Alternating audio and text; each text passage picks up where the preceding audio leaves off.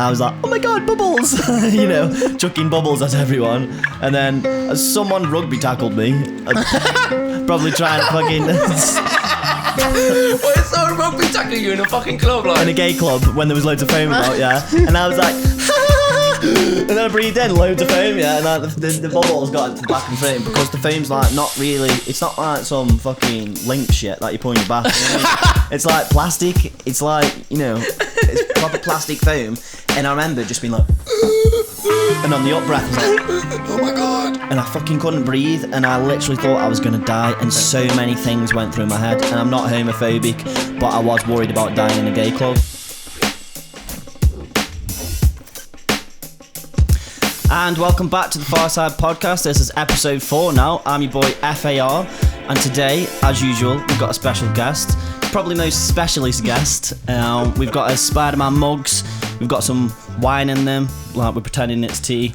Mark Crawford, everybody, aka Macious, and oh no, we can't say the other one, can we? Oh yeah, no, you can't, no. But everyone bloody knows anyway, don't they? So how's it going, man? Yeah, not bad. It's good. Good to be on this podcast. It's good to be back in Stoke for you, isn't it? Yeah, no, really good actually. It's say living in Manchester, it's nice to come back home. There's a little bit of home turf for me, so it's nice to see all old friends and stuff. And obviously see you, of course. Yeah, obviously, Yeah. But you came here last night, didn't you? Yeah, I came here last night. Stayed at Richard's last night. So Richard Wedrin. Yeah, local artist of promo. He does a lot of that artwork and stuff and designs. Shout out Rich Redwin. So yeah, because you did a runner, didn't you, last year, and you went to Manchester, and that's your home. I did a runner. No, you did. That's your turf now, ain't it? No, it's not really my turf. No, it's the more of I really enjoy it there now. So it's I live in Salford. I say last year was a bit of a crazy year. So of working at Bet365, and obviously I couldn't stand it anymore. And I remember selling all my gear as well, and just like, right, pack my bags, go to Manchester. Yeah. So Salford in it. Yeah, Salford. Yeah. So just like outside of Salford, so it's all right there. With James Dove. One of the best human beings. Dovelar. The Dovelar, El Dovin. So just give a brief breakdown about what you're all about now, man, because things have changed, and you were known in Stoke-on-Trent, the BBC lot loved you to bits as well. Yeah. And you were best known for being a DJ, right? And you made music for Macious, but tell us about your new project. There's several projects going on with everything. So I do my music, of course, which seems to be going really well at the minute. I do my filming as well. Mm-hmm. So you've got into filming as well. So I started my own film company basically called Macious Media. So and honestly, it's a bit of a risk taking it, I'll be honest, but I'm enjoying every single minute of it. So it's I think within Stoke, I've always been quite around in Stoke. I've always been at the biggest events, going from Bonanza to Sankey's to the Move, if you know anything about them. Yeah. And I went to the first Bonanza show. Yeah. Just before the lockdown. Who was playing again? Do you know? It was supposed to be Green Velvet. Oh yeah, he cancelled, didn't he? Because of that COVID. Because he couldn't get over the country. Yeah. So that was my first experience of Bonanza, and it was all right, to be fair. But everybody that went was saying like, "Oh, this ain't the same as it usually is," Like they were all patted down at the door and everything. Really? Yeah, it was mental. But that was at the beginning of it, where everyone was like, "Oh yeah, this ain't going to be as bad as everyone thinks," I'm saying the thing with Bonanza is like, I was there from the start. Shall we just explain what Bonanza is, but as well? Yeah, okay. So Bonanza Events Company or events group in Stoke-on-Trent hosts some of. They've had the biggest DJs come to the Stoke, but also like other dance events like the Move and Sankey's, and like I've even worked for Golden, Shelley's, but then particularly I've been a part of when they first started off, and they were still doing like 250 cap shows in the underground, and I had like Raf FL playing and like some other well-known DJs, and obviously they scaled it up. I think with them boys is always you wouldn't expect it, and they would do it. So I remember getting in a car with Josh, who was Josh Probert, who's the owner of Bonanza, and he turned around to me in the car and goes like, "Mate, we got something here. Look at you. But you're not allowed to tell anyone, right?" It's like, yeah, whatever. Okay, go on. And he opens his phone, goes, and it was Camel Fat. Oh, and I banged my head against the roof on the car. I was like, fucking hell, the fucking Camel Fat. So that was mint at Victoria Hall. So you filmed for Camel Fat? Yeah, no, I filmed for Bonanza. So I filmed the DJs that come along. So and Camel Fat were playing? Yeah. So I could film Camel Fat, Green Velvet, and yeah, the list goes on. That Yeah, they've really smashed over the past few years. Yeah, man, sound. Also used to be in the you know, it used to be the greatest band in Stoke-on-Trent. 10 O'Clock Chemical. Yeah. 10 o'clock. But every time you say 10 o'clock chemical, you think of Carl. Do you know, everyone asks me, 10 o'clock, Carl. Yeah. We don't talk about Carl in this podcast. But yeah, with 10 o'clock chemical, because obviously everyone's always asking about you now that the 10 o'clock chemical thing is like, you know, we put it to bed. Because they're always like, oh, are you still okay with the boys, you know, and you and Jack, and it's like, well, literally nothing changed. In fact, I think our relationship got a little bit better. Yeah, because you went off and did your thing. Yeah. And, you know, it was you that actually recommended that I'd do my own thing anyway. I was saying it for about a year ago with you. I was like, you need to do your own fucking thing. Go do your own thing, you know. Yeah, because you were like, bless me, like I'd like to consider myself easygoing, and obviously Jack is the easiest person going. Oh yeah. And obviously you're like quite down to the point where like, if I need this and this work to work. So I was always suggested that to you to do that. It's like, no, it's good though. What's coming out of it though, it's like, especially you've gone the rap route. I always remember that conversation we had in the hotel room, and he just says you don't want to sound American. And so what is that? With James Dove, you had that conversation with. Yeah, we've gone to see fucking Techno Guy. Techno Guy, Daniel Avery. Daniel Avery. That's why we went. Oh, what a night that was. It was a good night. Yeah. And then I remember arguing with James about something about. No, it's because I was always a bit conscious about rapping because. Yeah. When I think about hip hop, you know, and like sort of the art of spitting bars, you know, you think it's got to be real, you know what I mean? It's got to come from a real place. And every time I think I've got my rhythms right, and I sort of like I do everything in syllables, so it's like you know. But I always Americanized it, and everyone's like, oh yeah, I sound like Eminem, and I'm like, yeah, but I don't really want to sound like Eminem because I'm from Stoke, so you know. I've tried to put my own accent on it, and I've mentioned Martin Gooding loads in the podcast because he was a guy that always used to say to me, Reece, you need to like, you know, use your own accent. So you always get the Martin Gooding impressions. Right, Mark, right, the way you got to see it, mate, is right. You need to think like push-ups a day, what you need to think of, right. Right, you see where you got to see this is, Mark, right? Martin Gooding from High-Vis Jacket Theory, shout out everybody. So yeah, and once I put, do you know what gave me big inspiration for like sort of singing in the Stoke accent? It was Average Joe. Yeah, man. Because like I think he nails it in his music, you know, because he's got that soul jazzy vibe. Oh yeah, no, he's I think fantastic. It completely works, and it's also convincing as like a working class thing, you know. Yeah, you can tell it's northern, and I think my music before you couldn't really tell that, you couldn't really pick that up, you know. Like people were listening to it from south and like, what? That's from Stoke? No way, you know. No, it's definitely got a unique sound to it, so it is great. So obviously, I've been working with you a little bit on the Rockstar stuff, and you have a video which we're not sure I mention. What's that? The video I've made for you. No, we can because this is part of the promo. Oh, so is it coming out then? Is it? What do you mean our song? Yeah, no, what? Our song? The video that you used. You want to talk about it? Do you want to talk about it? I don't want to talk about it. We can talk about it. No, I don't want to talk about it. I do. I want to bring it up now. Fight on cameras in a bit of a moose. I have one of them. I don't usually smoke, but my bestie's in, so. Oh, is that? That's a bit allowed. Good. Do you want to get ashtray from underneath the I've got it already. Yeah, it's like. No, right, that video. There was two things that went wrong with that music video. So me and Bart basically made a video for one of my songs, The Lockdown it was called, which is a pretty relevant song to be honest. And I was actually thinking about redoing the video now because we are technically in a second lockdown, aren't we? Yeah. You know, fuck you, Boris. No, mate, I've had enough. You've had enough. Completely anti-lockdown. What with the whole what's the spiel at the moment? Then is it like it's just I don't think there's any point in playing hide and seek. You know what I mean? Like just fucking we need to get out there now because I think the damage is going to be more fatal economically than it is to do with our health. You know, like locking healthy people inside doesn't make sense to me. A lot of people are saying the same thing as well. I feel sorry for local businesses that feel the same, but they just don't want to be the guys that speak out. Do you know what I mean? Because you had that massive protest in London the other day, didn't it? I wish I'd have gone. The next time it happens, I'm going down. My mates went and stuff as well. Yeah, it's catastrophic. I can't say the word catastrophical. No, catastrophic. Yeah, that's the one. Yeah. Sorry, I'm German, everyone. But it's the fact that like everything. You can't do anything. Like there was a post I read the other day. You can now get fined if you're not pub or club owners. If people are social distancing, they're not allowed to sing or like cheer or like sing. Yeah. And I was like, what?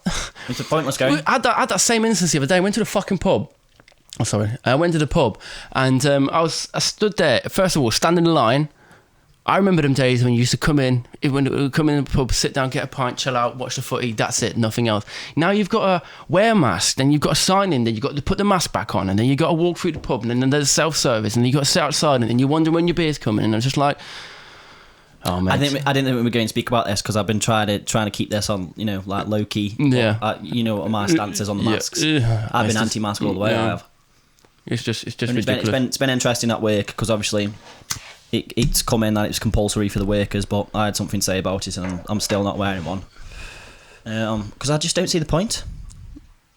I just don't see the point of it because most people that are wearing them are still doing the same thing that I was moaning at the beginning, touching them all the time. Once you touch that mask, it's pointless. You've got the bacteria from the inside. Yeah. Now you're spreading it with your hands. And now and every time you're supposed to use it, you're supposed to then get rid of it and have a new one. I know people have got theirs and like the dashboard of the cars and like, oh, shit, fucking mask on. You know what I mean? Like, they go back in the cars and get their old mask on. Remember, it used to be your phone, wallet, keys. I can't even remember them on the best of times, let alone having an additional face mask to it. It's super early for Beebs, right? But there is one that I want to show you, right? That I didn't put on show as your meme later. I probably should have. I didn't think we were going to speak about this, but I think it's... yeah, look at that. Read it out as you read it. And this is all 4 types of mask wearers and shops. What, the 4 COVID personality types? Believes everything on TV, has a brain, uses it. No, it's bullshit, but probably being forced to comply. As soon as you're passing. Mate, so many people. I do that. I was like, when I get the tram, I'm always like, when I'm always on the tram, I always just I don't sometimes even bother if I'm going for 2 stations, but I have this little secret thing now where I just sit at the front of the trams and nobody can see me. Only the tram driver can, but he's focused on driving the tram. When we went Manchester not long ago, I shit myself, didn't I? Because you were like, you better put your fucking mask on. Put your fucking... I was like, no, I'm not putting my mask on. And you fucking put your pants over your face. Then the tannoy came on the system, I thought, I better fucking put some sort of face covering on, Anton. And the only thing I had at handy was a pair of boxers, and I'll put the clip up right now, as we're speaking. Yeah. But yeah, now back to the fucking music video. Yeah. I'm not letting you get past that, mister. Right. So we did a music video for one of my tracks. Yeah. And I didn't think I planned it right, to be honest. I didn't quite know what I wanted. No, at first I wanted like a rappy video, you know. Yeah. And then you said you want to walk through Stoke-on-Trent with a torch in your hand, and that's what we did. That's what we did. Yeah. But the editing, I didn't like the colour or anything. I wanted it black and white. Without reach, I wanted the branded, and I didn't like the effects. And you was like, "Oh, okay, mate, I'll take the effects out for you." And then the next day you went, "I've left the effects in because I think they're better." I'm like, "Oh my fucking god, I'm paying you to." You know what I mean? But it's all... I know you bitch to me to your mum like. What did your mum say? Huh?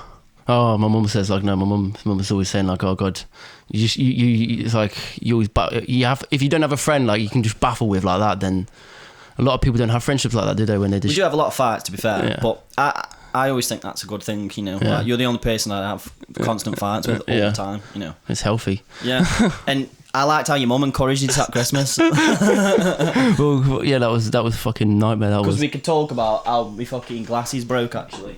What? You got your glasses? I've got my glasses. Yeah. So, and a few people at work and stuff they go, what have you done with the glasses? I'm always like, I had a fight with my mate because there's only one leg. But it's annoying because obviously, you know what I mean? And when I'm trying to fucking work on my laptop, I have to often do that. But what also helps is if I put my headphones on, because the headphones kind of makes it secure. Well, that was your fault. And that, I swear that was to do when you fucking chucked trifle in my face. Oh. Yeah, that was a fucking wicked Christmas. That was one of the best Christmases. In fact, that is the best Christmas I've ever had, and that was last Christmas, and that was the first time I met your mum. Yeah. Yeah, man. And fucking, we did all the classics. We had a really nice Christmas dinner. Fucking, we got Jack 2 AC/DC t-shirts, It says best Christmas ever, that was. Do you know what's going to happen next year? Then you've got to come up with new ideas, get him different ones, different designs, that sort of stuff. We should get him a different band, but should get 2 of the same, like we did last Christmas. So you can wear one out. There were 2 different designs. Yeah, no, that's good. We need to get in touch with Jack, actually. Yeah, we do, yeah. But we'll say like, but also like going back to that fucking video thing, it's also good because obviously like I've started my own business and stuff. Yeah, man, I'm really proud of you. And it's like, it's learning curves and stuff because like I've simply had enough of obviously doing all the music videos. I've actually travelled across different countries now doing it, and actually making a bit of, like turning a hobby into a business. So it's like also working with the Science lads and working with all other artists and stuff. It's like it's getting really the Science lads. Science are a band in Stoke on Trent. Yeah, the Science, yeah, wicked band. But it's getting really interesting because back in the day I'd be like, right, okay, shoot an event, blah blah blah, doing an edit, get money, that's it. Like now I have to have like really think things through. I actually have to write terms and conditions and what sort of stuff, like re-edit and stuff. But like it's all like learning curves, I think. And I think that's like I just had enough of that, jobs working in call centers and working in this. So like it's actually now a good position now that I can work creatively and do my own thing, which is okay. It's not.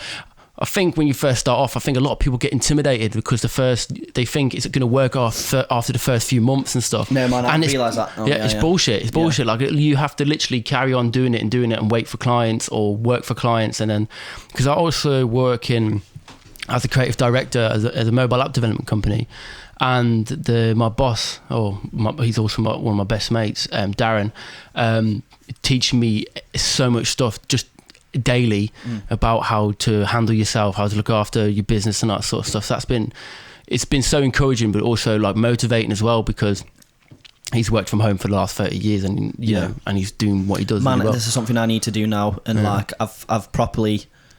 I think it's this year. This quarantine taught me a lot. You know, like I had a good think about things and. I don't want to be working. I don't want to be working these dead end jobs anymore. I really don't. And whilst I'm still young now, I'm still peaking 26 years old, mate. That's why I'm thinking. I'm thinking of going down the beat road. You know what I mean? Like actually producing for people. What road? Beat road. Beat road. Beat road. You know, beat stars and on Five. Actually producing for other people because I realise I've got so many skill sets, but I don't charge people for using them. You know. Yeah, that's you got to know your worth. That's why I respect what you're doing now. Like when you're doing work for someone, you're like. Hey mate, I need some fucking money for this, right? You know what I mean? It's going to cost you. It's true, man. Because you need to pay for your time. You know what? Someone like this. Actually, someone said to you like, right? Oh, can you just do a bit cheaper because you're my mate? It's like, you know what? If I'm your mate, you should pay me more. Like, because I'm doing like it. That's just my theory on it all, really. But and also, if you're a mate, you should do what they ask, like. Yeah. Yeah, let's put that one to bed then. Right, no. We've learned. Yeah, it's closure now. It's closure now. But you know, nothing. It's not really changed anything. But it also made me think about like that work friend relationship and is it possible? Yeah. And I think that's might be the reason why the band got a little bit sticky sometimes, you know, because we're all best friends. Yeah. And I think it's hard to have a business mindset when you with your mates all the time. Yeah, you should keep business and friendships completely separate, and family as well. You should not like if you. In the end of the day, like I have to pay like everybody who does the same sort of thing or similar things. Yeah. They have to pay their way as well. So like time is money as well. Yeah. So you need to make sure that you're covered as well, you know, before you help anybody else. But like, what was I going to say? I was going to say, no, I completely lost the thread now. But well, I know what I want to talk about, mate. What? Fucking you being famous. What mean being famous? Being Radio 1 famous. Radio 1. Oh, that was. It's bizarre how that came along, you know. Yeah. It was bizarre. Mate, I was creaming when I found out. I was like, what?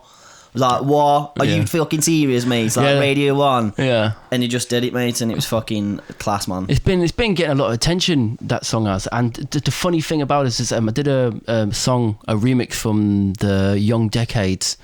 It's the Young Decades, they're a Stoke band as well.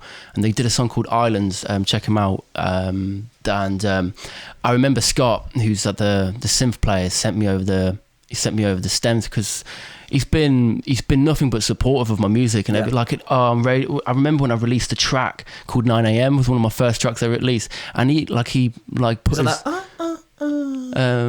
no, it's not. No, that's not. I don't even know which one that one is anymore. But what can I say? What can I do? That one. I can't stop thinking about you. Yeah. So that came out, and he came. I remember he came down to Radio Stoke to see me or I don't know if he was seeing me or just wanted to be there. Yeah. Because it was Rob Adcock's Christmas special, I think. Christmas special, was that when he had loads of people in? Yeah, and I was DJing, but I was DJing in a corner, nobody could hear me, but I was live on radio. I still got a picture of that somewhere. Yeah. I'll put it up now. And he came up to me and he goes, that 9am track, it's amazing, dude. Like, I got married to it. Like, what do you mean you got married to it?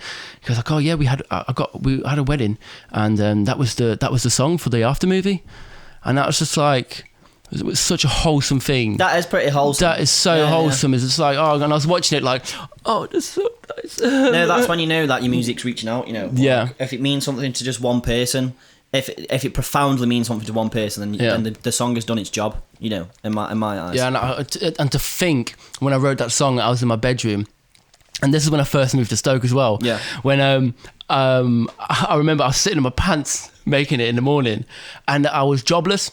Yeah, I was jobless. This is this funny story about it, because my dad was ringing me on the phone. He was like, right, because I kept asking him for money. He's like, yeah, you got, because I need money, Dad. And I was like, right, you're not making any money, so it looks like you got to come back home now after university. I'm like, oh, I don't really want to go back home. And I remember on that morning, I went to a warehouse interview, and I was all suited and booted.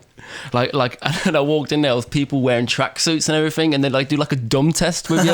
They do they put a piece of paper in front of you. How much is 5 + 3? And can you read these barcodes? And I'm sitting there like, this, you can't. What job was that for? Like, it was like for New Look or something. It was like working in a warehouse. I used to work there. Yeah. What a shit company. Fucking awful. Yeah. Mate. That was the worst job, hands down, I ever had. And I worked at... Did you do the dumb test as well then? Do you like? Yeah, everyone does the dumb test. The dumb test. And I'm sitting there like, and I had my best suit on as well. Yeah. I'm sitting there like, right, I'm going to impress these guys. Mate, in fact, something similar happened to me where I went smart casual and everyone was in the trackies, and I was like, oh, okay, yeah, like, this is how it works. But it was the first job I ever had as well, after Bargain Booze. Because I worked at Bargain Booze first, but then I got sacked from there because I was giving too much money away. I was giving the change away. I was like giving... Rounding them up, were you? No, I was like... Right, here's 189, here you go, here's £2 back. It was like the £5 go there, the £10 go there. When I was giving people £5.50 change, I was giving them £10.50 change. Oh. And it ended up accumulating to about, I lost like 100 quid in a weekend or something. And they'd be like, Reese, you don't even get paid that. Like, you got to go. I was like, that's fucking tough. But, you know, then I moved on to New Look. And I think I was 18.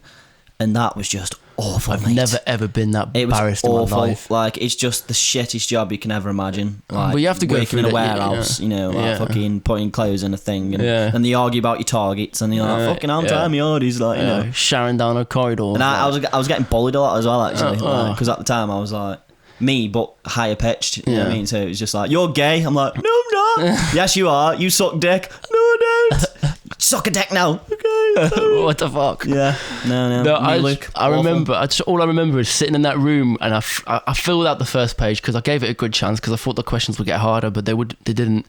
And I flicked over the other page, and I just looked at them like, this is not for me. No. And the guy was sorry, mate. This is not challenging enough for me. And I was just like, I was sitting there, and I was just like, oh, this is fucking shit. Another thing, they played fucking like constant pop tunes like on repeat, but it's like the top 10. But you only listen to the top 10 like all the fucking time, mate, and it just got so boring. I do like a bit of Taylor Swift every now and again. Don't get me wrong. Yeah, I'm a bit of a sweet spot for Katy Perry every now and then. Oh yeah, yeah. Katy Perry. Fireworks. Yeah. But to finish up the story, like I was just walking. And I stood there with the paper and like, this is shit. I'm going. And I remember picking my paper up and just slam it on the table. I was like, oh, where are you going? I was like, no, no. And I walked down. I was like, right, I missed out on a job opportunity here. But I remember I was in my suit, and it was like one of those film movies. Like, it started shitting it down in fucking rain. And I'm walking. I didn't know where the bus stop is. I didn't even have enough money for the bus. Oh. The bus was 140 to get back to Stoke. I had about 90p change. So and I had that was in Silverdale then as well. So you applied to the same place then. So did you go up there? Yeah, I walked up there. Yeah. And I was walking back. That's not too far, at least. I was walking back, and I was on the edge of braking, and then I was like, okay, right. So then the bus came, luckily, and he's like, all right, 140. He's like, mate, please just let me on the bus. I've got no fucking money. He's like, yeah, why are you wearing a suit? Like, just job in. Don't want to talk about it.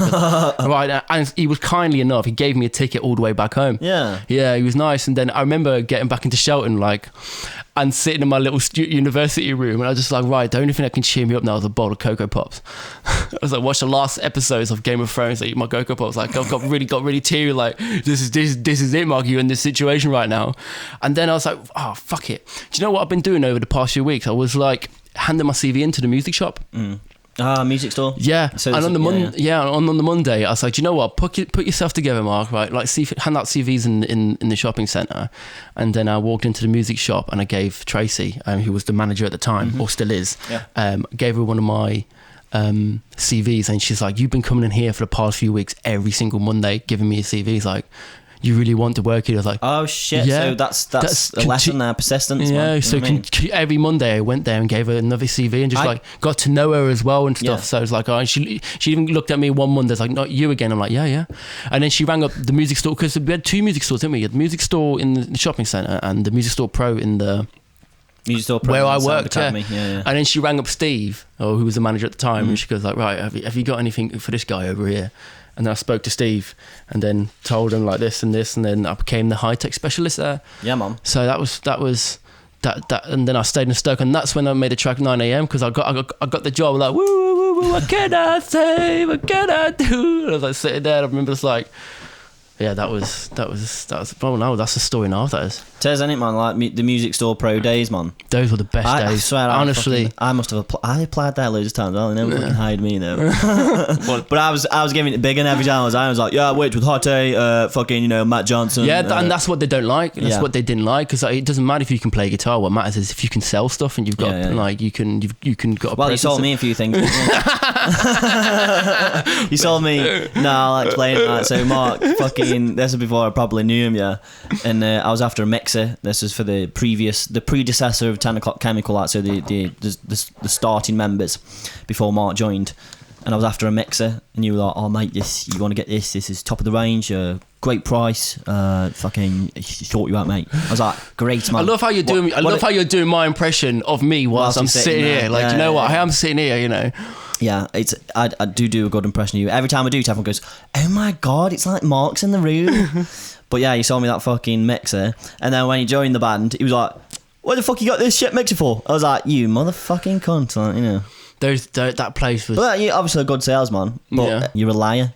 A fibber. You're a fibber? A fibber. Yeah, that's fibber. the one. Yeah. No, those were I was speaking to Jamie Cartledge, the guitarist from Science, and he was the marketing, social media guy. What, for the music store? Yeah, he did all the graphic design stuff and the website stuff and everything. I mean, him were like reminiscing. Jamie Cartledge, shout out, he's in Science that we were on about earlier. It was some hilarious times at that place. You got people like Chris Paul there who worked there, and it was just. I remember meeting Jamie Cartledge for the first time, and it was at a 10 O'Clock Chemical gig. I remember him just being like a sort of a Ben Nixon lookalike. Yeah. But I also thought he always wears his shirt like all the way down. But I always, hey up, mate. Hey man. Hey man, what's going on, man? Oh, the camaraderie. sorry, Jamie. But fucking camaraderie. Have you ever seen Kane Dingle? Kane Dingle from Emmerdale? No. I think Jamie Cartledge looks like Kane Dingle, right? Wait. No, I wouldn't say that. I wouldn't say that, no. And he especially did when I first met him. The first memory I've got of Jamie is when he was... What was his band before he went... come on. You know what I mean? No. That's fucking... Yeah, a bit. That's Jamie Cartledge, that is, mate. Yeah. I'm serious. Yeah, I could see it. But like, hey, man. He's even got his smile. He does that, doesn't he? Yeah, I can sort you out. Yeah, I can sort you out with some lights, mate. Yeah. That's what brings me to his first memory. Like, I remember he was in a band before Science. Yeah, Shimmer Trap. Yeah. And I remember when it was like he came on stage. He came on stage and it was just like the strobe light that his brother was operating, right. And he played the whole song and the strobe was going like for 3-4 minutes straight. And after the song goes like, fucking hell, why don't you fucking turn that fucking light? I'm having a seizure up here, mate. To his brother? Yeah. It's like, just let the fucking... That was the first time we met you, actually. That was at that place? The Exchange. The Exchange. Downstairs, yeah. Yeah, that was when Lee Bob used to organise gigs down there. Yeah. And I think you were playing and we were playing, and the first thing you said, and Jack always remembers this. He's like, "Yeah, I remember Mark coming up to me and he goes, hey boys, you can use this strobe like if you want to really go. Look at this." It goes, bah, bah, bah, bah. Jack was like, "Yeah, this guy's sound." Yeah, I know. I remember that night because I was like, I didn't like you when I first met you though. I didn't like you either. This before I actually properly met you, because like there was like a big thing in Stoke, and he's like, "Oh," and Ben next one was bigging you up, and he was like, "Oh, this German DJ mate, he's like, he's already like semi-famous, you know, like German. He's from Germany. He's coming over." I'm like, "Who the fuck's this guy?" Like, you know what I mean? Yeah. It was like a bit like a bit off. But then you were dead nice, and then I swear the first time we actually met you, I swear I stopped at your house, and I was like, "Oh, this." No, that was, I had to put you to bed, I think. Yeah. No, that was when we No, you put Jack to bed because I didn't go to bed. No, you were up till like, and then I had Ryan Ball. Yeah, because I was with I had him. Ryan Ball at the back of my window knocking on, goes like, "All right, mate. Yeah. Is it all right if we come into yours?" Like, no, it's 8 o'clock in the morning. I thought we did though. No, you were in my house. But I went out with them. Yeah, you came came on with back them, and then I woke up yeah. with Jack, and then I was just like, oh, okay. But I think that was the first time. No, I met you before that as well. I'm not too sure. Those were the days, man. Those were like two. I had to say, well, I remember thinking I'd made it, like, you know, back then. Like, you made it in life because I was going to like cool parties and meeting cool people and shit, you know. Yeah, And Stoke. It's been like, you get a little bit older, and then you're like, "Oh god, I'm doing this all the time. This is a bit sad. This is." You know? that's one of the reasons why I moved to Manchester. Yeah, really. Oh, Yeah, because, because- fuck you. Yeah, Not because of you, mate. It's just multiple reasons. But like, it was always like the parties and stuff.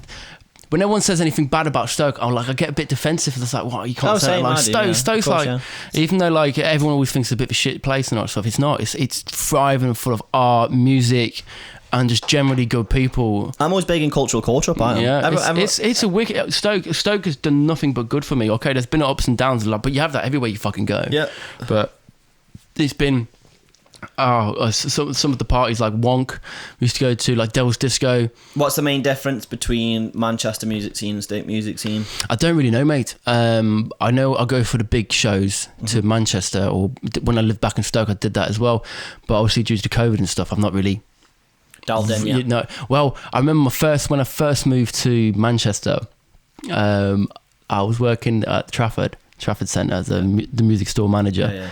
And then I had the day off the next day, and a rapper that I like came to town, like Dirty Dyke from High Focus. And I remember, like, well, I'm going to go to a gig on my own. I'll do this on my own and stuff. And it was just like, the first night there, I was just like, fucking, I was just sick. Manchester has just like such a different vibe around it and stuff. Because you know what I'm like, right, I'm going back to Berlin. I've had enough of England. But like, I can actually genuinely say that Manchester's my home now. So yeah, there's just something about it. Like, I love Manchester. I get that warm, fuzzy feeling when I come back into Manchester and stuff. And some of the people that I meet there as well. Obviously, I live with James. But he has some friends as well, with just like musically and like art people as well. Like, there's also some people that lived in Manchester who lived in Stoke at the time when I was living there, so it's nice to link back up with them as well. And everyone, like, I got a big good words to Joey T as well, because he moved up to Manchester just to live off his music. Joey T, does he actually live in Manchester? Yeah, he lives in Manchester, lives around the corner from the Refuge, I think. Right. But like, remember when we saw him last year, and it's when Liverpool could have won the Premier League. Oh yeah, remember? And you were like, "Joey T's in here." Yeah, Joey T's. No, he isn't. I fucking went into the bar, like, and you were watching it on the watching it. Yeah, in that little dark blooming dungeon, wasn't it? Yeah. That was that Joshua Brooks, or what's it called? That club. What? I wanted to do a show in there, but it's like, then again, I've gone to a show there, and it's actually fucking wicked. Is it? Yeah. Lost my head in there, but like, I love Manchester, mate. That night we went out. Yeah. Every time we've gone out in Manchester, actually, I've always had a fucking solid time. You know? Yeah. First time. You passed out on my. Passed out, yeah. Passed out on my kitchen floor whilst I'm trying to fix my bike. Standard, isn't it? Like, that's when Paul came along as well. Yeah, that's when. Do you still speak to Paul? I speak to Paul all the time, mate. I know. Because Paul, I know. I know. It's scamdemic, innit? Mate, that's what we talk about, you know. Like, we always talk about Davy Dark and stuff. Yeah. Like, you know, and the well, we should arrange to see them again. Well, I'd said to him, I messaged him the other day, I said, "Hey man, if you fancy going down Trafalgar Square, if there's another protest on, fancy coming down with us?" Yeah. And I don't think he responded. I don't think he's a protesting kind of guy, you know what I mean? He just wants to go to GAY and party. Yeah. That is just. It always reminds me of the first night I ever moved to Stoke. I walked into, what's that gay club called? Gay. Is it? It's called Gay, isn't it? Is it called Gay Club? Yeah, Gay. One GAY? Opposite Debenhams in Stoke. The one now? Yeah. I don't know. But Pink, or is it there was called- Pink. There's Pinks now. Yeah, you've got an interesting story there. Yeah, Yeah, the factory. When I nearly died. Yeah. I think that's I had my first experience there in Stoke. Like one of my first club I ever went to. Oh, the factory. Yeah. Fucking classic, mate. And it used to be a great bar. You know, obviously it's changed now because I think it's like an Ethiopian food place now. No, it wasn't that. It was like literally when you come out of Debenhams and you turn right. Where John, no, I know what you're on about. Yeah, that was the factory. That is the club that I nearly died in. Oh wow. Yeah. So it was a phone party, and I had a gay mate at the time that worked at New Look, right? So it's segueing back, like, and obviously I was like, oh my god, bubbles, you know, chucking bubbles at everyone, and then someone rugby tackled me, probably trying to fucking. Why is someone rugby tackle you in a fucking club, like? In a gay club when there was loads of foam about, yeah. And I was like, and then I breathed in loads of foam, yeah. And like the bubbles got into the back of the frame because the foam's like not really. It's not like some fucking link shit that you put in your back. You know what I mean? It's like plastic. It's like, you know, it's proper plastic foam. And I remember just being like, and on the up breath I was like, oh my god, and I fucking couldn't breathe, and I literally thought I was gonna die, and so many things went through my head. And I'm not homophobic, but I was worried about dying in a gay club because of what my parents would think if they saw it in the newspaper the next day. This is it. And also it's the gayest way to die, choking on foam, you know what I mean? Other than choking on dick, that would be the gayest way to die, really. But choking on foam is like gayer than the gay thing, you know what I mean? Yeah. And I remember going outside, like sort of praying to God, finding God and everything, and he said, yeah, it's because you're in a homosexual bar recently, like, you know. And then, no, I'm not joking, some drag queen just fucking patted me back, like, and I was thanking her after, and I was hugged her, and I went back in and just carried on my night, you know, sniffing poppers. That was my first night. Is it still legal to sniff poppers? If you go down to shop my road, well, you have my shop there. I call it Tarek shop because the guy who runs it is called Tarek. Yeah. Well, if he wasn't honestly, named Tarek, would you just call it shop? He is such a lovely guy. I'm not gonna lie to you. So I've got and then if you go down the road, there's another shop and they still sell them. But I remember this is exactly what happened to me when I was in that gay club. It was like my mate, like this. We went out with my housemate at the time, who I didn't really like. I don't know. I was not really sure about him, but I went along because I wanted to go out. And then I was like, we went to a club, and then one of his friends came along and had poppers with him. And I was just like, okay, right, here we go. And I just remember sitting on the dance floor sniffing. I was like, okay, right. And then suddenly I'll never forget this day. It was this woman. She was like half the size of me. Yeah. And she was hugging me. She was humping my leg. Yeah. And she was like, I looked down. I was like, oh, what's going on here? And she looked at me like, yeah. I was like, what the? Like a little umpa-lumpa. Yeah, like, little umpa-lumpa. Like, right, this is getting a bit too weird for me. So then I walked home, and then I think the couple broke. Poppers are weird. I don't know how to explain the effect for people, but it just kind of makes you feel like you just got a bit of adrenaline rush for me. Just like a whoa, just a real warm feeling, I reckon. Yeah, I know, it says warm in it, you know what I mean? Apparently it opens your anus cavity. Yeah, it relaxes it, apparently, man. It relaxes it. Yeah. Like, calm down. Everything's going to be okay.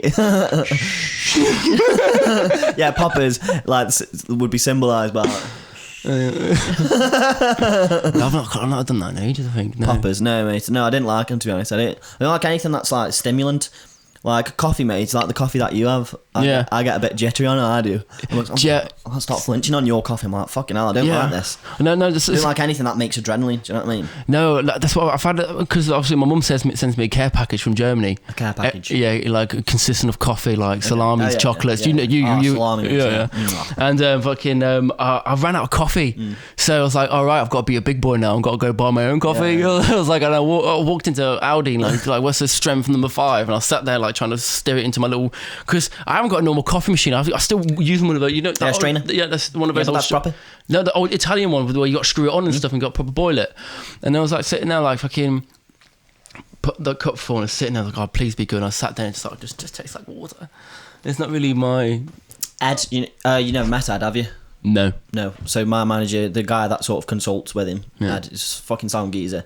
And he was on about, we're trying to bring some sponsors in for the podcast. But obviously, I'm going to do 10 episodes first, and then we'll see where we can go, and hopefully I can monetize it and advertise for other people. And my shout was like beers and stuff. But he was saying, why don't you get a coffee brand? You know, like perfect for a podcast. I'm like, fucking, that would be good, actually. But the one thing I couldn't probably do is like drink loads of it, you know. I only have My to dad have... drinks some right cheap shit. He buys pound coffee. Oh no, it's just it's granules in it. Like mate, goes right through me. That does no, it's like no, I can't drink bad coffee. I'd rather not have a coffee than have a shit coffee. Yeah, I'm sassy like that. I'm a tea man though. Yeah, I like a cup of tea, or a glass of, or a mug of wine. A mug of wine. I mean, shall we have a filler? No, a filler. What's a filler? A fill up. No, I've got my fill up here. No. But it's quite bizarre how the past few years have really changed, and not just sense of the music in Stoke, but there's been this. When I first came to Stoke, it was like all about indie rock everywhere I walked into. Lucas Yeaman was going on about this on the last podcast. Yeah, and you saying like Stoke's known for being like this indie. It is, city. You'd have a James Perry in the underground, like always listen to Sex Pistols or all that sort of stuff. And then, but over the past 2-3 years, the dance music scene has completely exploded. And it's just been like, even running my own nights and stuff. I've got it's just been an explosion in sound. Well, we were famously known for it, weren't we? The rave days, you know. Yeah. This was the place to be. Yeah. You have places like The Place. Yeah. You have yourself Golden, which has made a comeback, hasn't it? Yeah, Golden's made a comeback, and I've still do the night stuff, but the owners who brought it back, they're not running it anymore.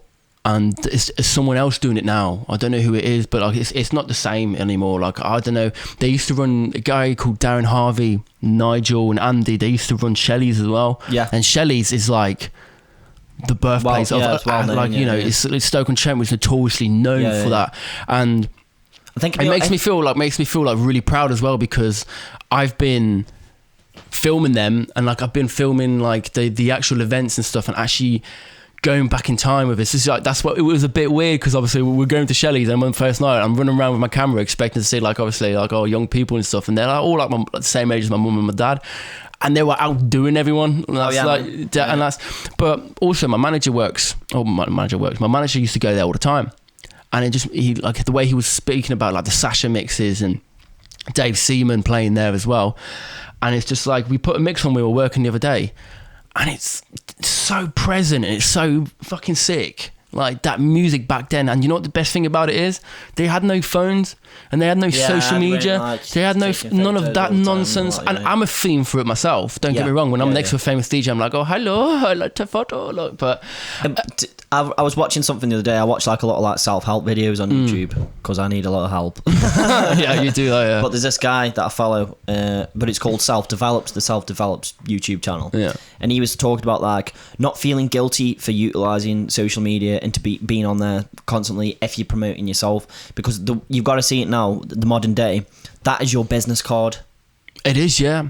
Facebook, Instagram, whatever you're using, Snapchat, even Twitch, something that I need to look into. Have you ever heard of Twitch, mate? Yeah, that's why people do live streams and everything on there as well. TikTok, I think we're past it, the age-wise. I just can't get it. I feel like a paedophile when I'm on there, do you know what I mean? Like, I feel like it is a pedo playground. It's for kids or paedophiles, TikTok it is. Yeah, no, it's fucking disgusting. TikTok is for kids or paedophiles.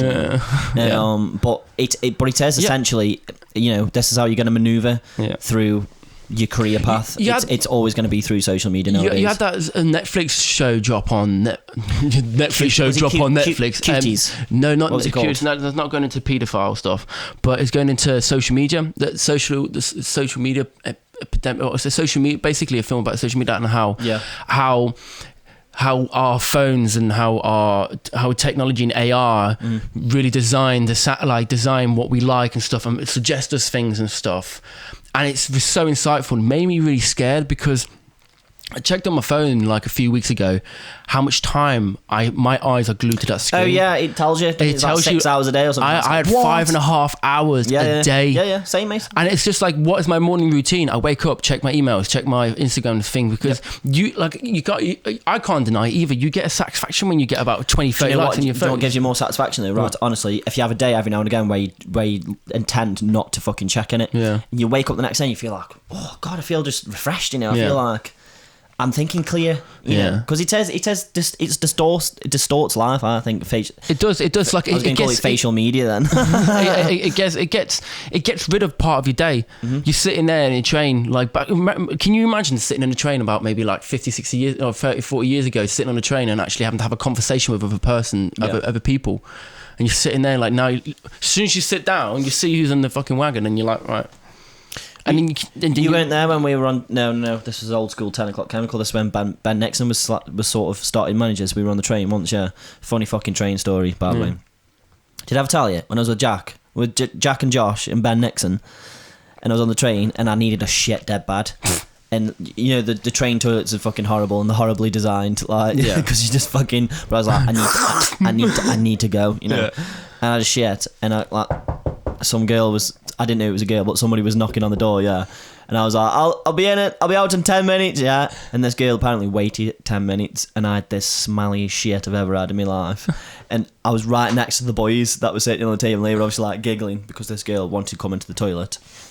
Apparently, the door opened, right, and she was dead fit and pretty as well, like, you know what I mean? Like, there's the waist, like, you know, and I just looked at her, looked at my boys, and I thought, no, I'm doing this for the comedy, and I just looked at her and just went, I wouldn't. And I just walked back and sat down, and apparently, behind me, do you know, like, in them scenes in films where the people walk behind, and there's an explosion, like that, like, this woman apparently just walked in, and she went, oh, Jesus. And she just walked off. She fucking waited like 15 minutes for me to come out of the toilet. And but it was hilarious. You always got I always find that on the Virgin trains they always have those friendly messages, don't you? Like a friendly toilet. Don't flush your life down the toilet or something. Yeah, I was like, fucking hell, sorry mate. Please do not flush fish. Why am I taking advice from a fucking toilet right now? I was like, I'm going to piss on the side deliberately. There you go. Shall we play some memes? Should play some memes? How? Yeah, of course. Yeah. How long into it are we? 45 minutes in. Wow, is this how far we're into it already, man? Let's go. I'm just gonna... let's go. What, am I getting my phone out then? So, I've sent you some memes. Yeah.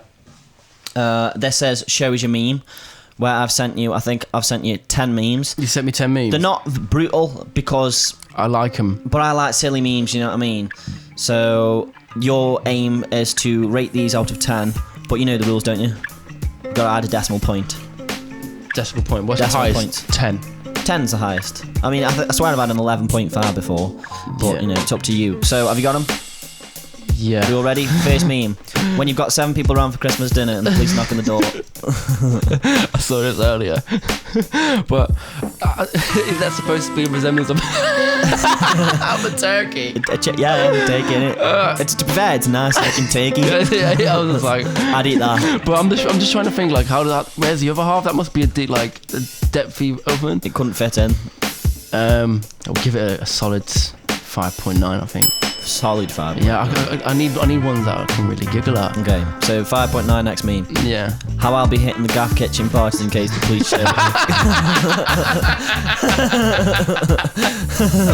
Yeah, that's good. Yeah, it's good. It's KV. I love how there's a KV related box on the top of it.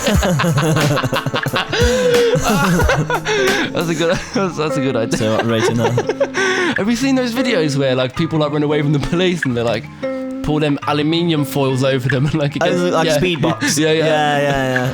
No, I'll give that a good 8.5. 8.5. Yeah, that's good. I think that's a fair score. Yeah. Next meme. Your mum at show and tell explaining to your class exactly how I rearranged the guts last night. I've come across this one. I think that's... Actually, you know what? I do think this looks very educational. Yeah, I think that's a teacher. That's a teacher, yeah. That looks very educational. But she's probably an amazing teacher because she's actually... Like, in all seriousness, it's a hilarious meme. Yeah. There's just some twat who just went like... And also, it's quite early in the morning, you know what I mean? It's 10 past 10. Like, for her to be doing that at that time, that's credit to her, you know.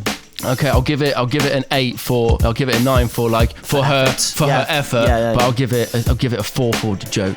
So what's that? A mean average of 5.5. Yeah, it was 6. 5.5. There we go. Great teacher, crap meme. Yeah.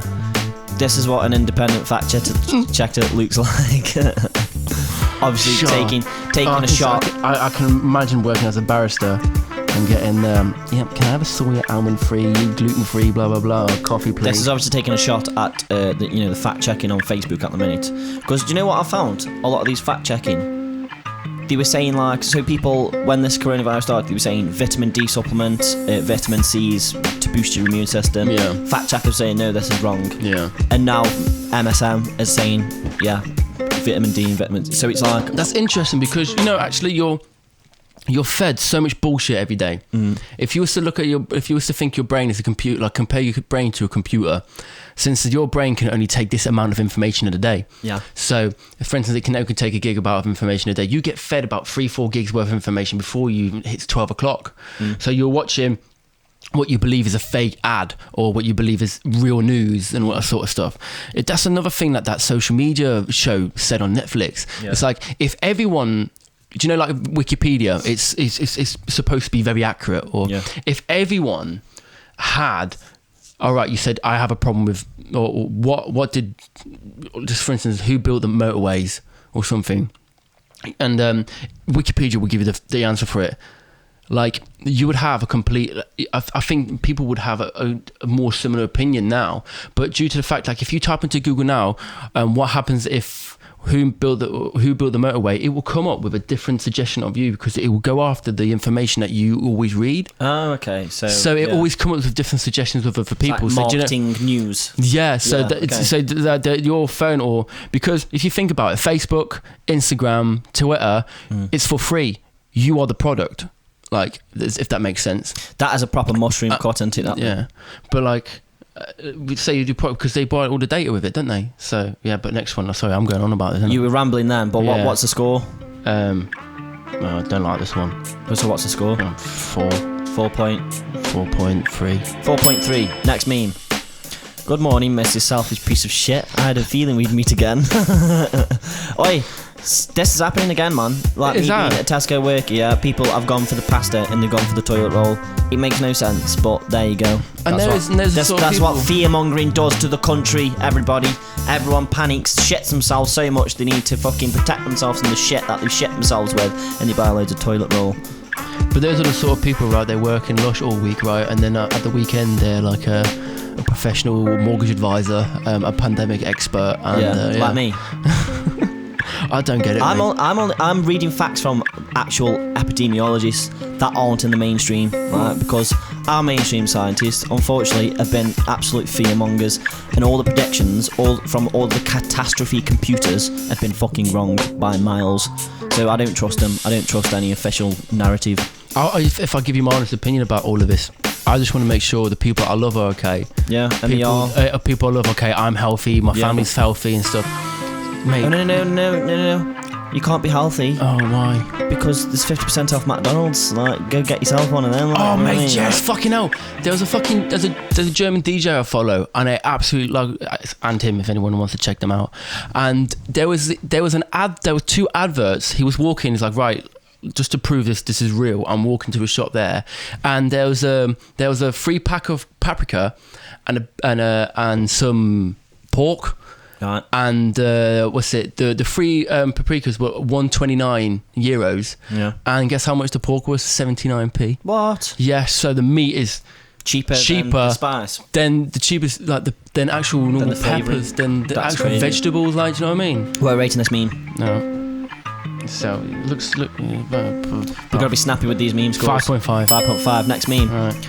If you ain't down with fractals, I feel bad for you, son. I've got 99 problems and 99 small problems inside of each one. Don't get it. DMT related. DMT. Fractals, bro. You and your DMT. Come on, you've never seen them fractals. Yeah, I've seen them. You've seen the fractals.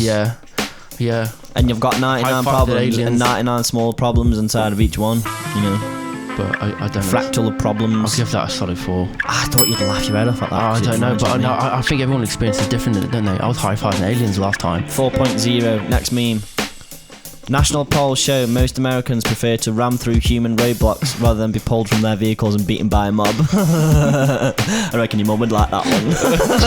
What do you think my mum would say to her? She'd be like, that's fucking true. 10.10. I've never known. That's such a funny story. And my mum came down when you were up with my mum till like 7 or 8 in the morning, rambling, arguing. Yeah. And you were saying that she's an atheist, and she was like, no, I'm not an atheist. I'm not a fucking atheist. I was like, mate, you're an atheist. No, I'm not a fucking atheist. But I was so pissed, mate. And then she came downstairs and the mum was like, Mark, yes, mum, what's an atheist? It's like, you don't believe in God. Oh. Oh, well, like, okay. Right, what are we rating this? 7.3. 7.3. Yeah. Great meme score. Next meme. When someone borrows your light but doesn't give it back right away. It's 4.8. Oh, really? Yeah. Me, I fell off my chair when I saw that. I was like, that's safe. Because that is the face light. Yeah, but I've never done it like come on, mate, with my lighter, like. Okay, what was that? 4.8? Yeah. Next meme. When you use a non-stick pan but the food still sticks to it. I'll get you for this pan! That's such a you joke. I know, it's a silly one. I like the silly memes, you know what I mean? You haven't got to be too brutal. Yeah, You just I gotta can't be have the silly. brutal ones, can I? I will get them. I always send you the brutal ones, that's the problem. When I was doing the memes today, I was like, bollocks, I've already sent him that, you know what I mean? I've sent you the Yeah, brutal. you sent me some absolute corkers. I know, as well, I did, I know. Right, what's So it? what rating this? Captain Hook. Yeah, no, it's the B&M one I got. Oh, you got to give me a No, score. we gotta give me a score for that. I'll just 5.2. 5.2, That's next not- I meme. Take us somewhere special. B&M Home Store. That's alright shit, Gav, innit? Like B&M. I like it, I do. You like it? It is special. I've got a thing for Wilkinsons on the Got minute. everything. Yeah, they got everything. Like, Yeah. do you know what the best thing with Wilkinsons is? I think of something and it just appears around the corner. I'm like, right, what would you want more in it? But yeah, 6.1. 6.1, and that's end of shows you mean. Oh wow, And that signifies the end of the show as well. is that the end of it? It is the end of it because we've got some drinking to do, my friend. Yeah, we have. I've got my mates, Mr. Sam Abdi. We're going to meet tonight. Yeah, We're either going to go to the Brown Jug or the Underground, or we'll go to both. that's like 2 different distances And away. we'll come back here and we'll fucking crash and have a great time. So, not that we haven't had a great time. Thank you very much for coming in, by the way. No, thank you for having me. Giving us some insight. I hope I wasn't too boring or. No, man. I don't think so. No. We'll get to see, though. So, yeah, I've been F.A.R. This has been Macious. Thank you very much. Signing out.